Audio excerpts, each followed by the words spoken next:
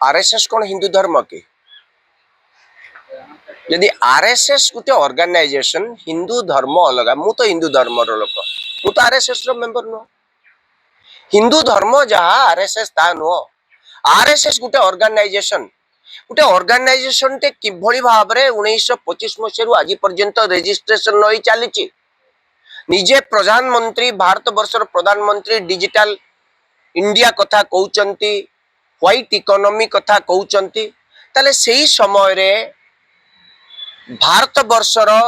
सबुठारु बड़ ऑर्गेनाइजेशन जे कि 66,000 शाखा प्रति वर्ष करूचंती जहाँकर सदस्य संख्या लक्ष लक्ष लोक एवं जहाँकर 10,000 कोटी टंकारु अधिक विभिन्न सोर्स रु अर्थ आसुची फंड कलेक्शन होउची ताले एते बड़ ऑर्गेनाइजेशन जहाँ पाखरु प्राय 20-25 टी ऑर्गेनाइजेशन हेइचंती से मुख्य ऑर्गेनाइजेशन टी ए पर्यंत रजिस्ट्रेशन न होबा पछरे कारण कोन एहा कोन ठीक की एटा कोन नीति नैतिकतार कथा की आन रजिस्टर्ड ऑर्गेनाइजेशन टी आज की 1925 मसीह रु 2026 मसीहा पर्यंत चली 101 वर्ष धरिक 101 वर्ष धरी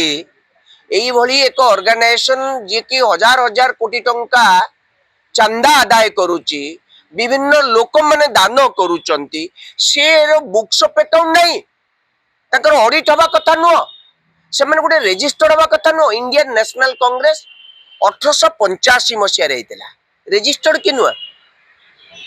जदि 1885 मसीह रजिस्ट्रेशन होता 1950-25 मसीह रजिस्ट्रेशन न होगा पछरे कारण कौन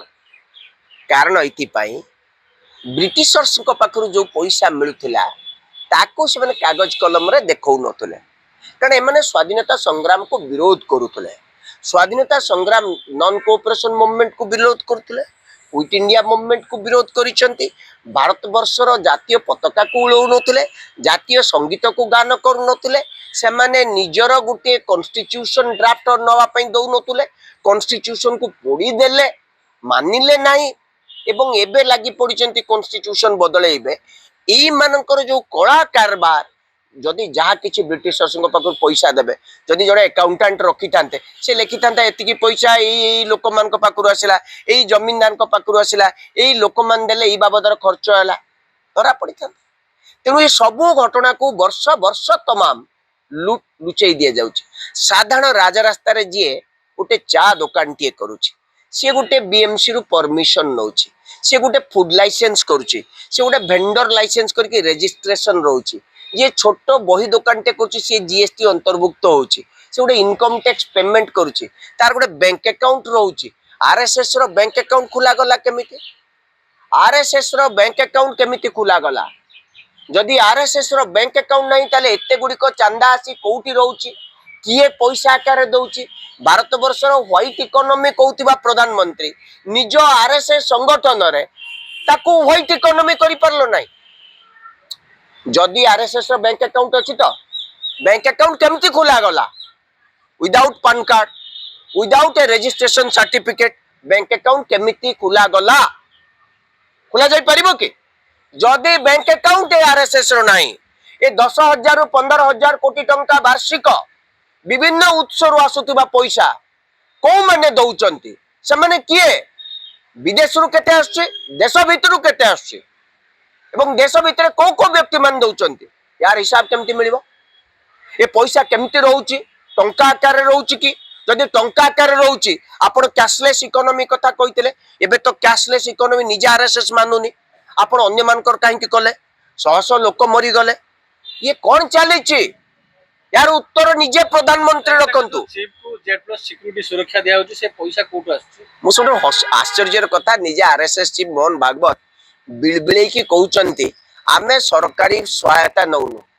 जे चा दुकान करछि से सरकारी सहायता नउछि से तो घर भड़ा नउछि तार चा किनुछि चीनी किनुछि क्षीर किनुछि बिकुछि पैसा नउछि से तो सरकारी सहायता नउनु ता पई काई केते कटकणा ता पई एते कागज पत्र काई जे मते गुटे कथा कहतु जे साधारण गोटे दुकान करछि से सरकारी सहायता नउछि कि नउन तो से तो निज पैसा व्यवसाय कर सी कहीं रेजिस्टर्ड हम तार आवश्यकता कौन सी तो सरकारी सहायता नौना बहुत एनजीओ अच्छी जो मैंने गवर्नमेंट फंडिंग नौना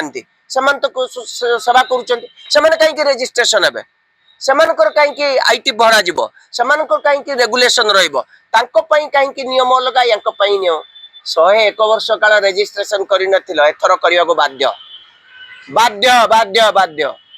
कौटू पैसा आणुच देश जानिबा दरकार देशर प्रत्येक नागरिक जानिबा दरकार आरएसएस को कौ माने चंदा दौचंती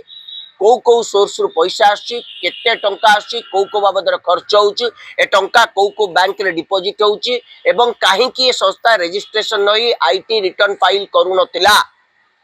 आईटी रिटर्न फाइल करिया कथा एटा गोटे एनजीओ नुह जदि भी एनजीओ ताले एनजीओ रजिस्ट्रेशन हबो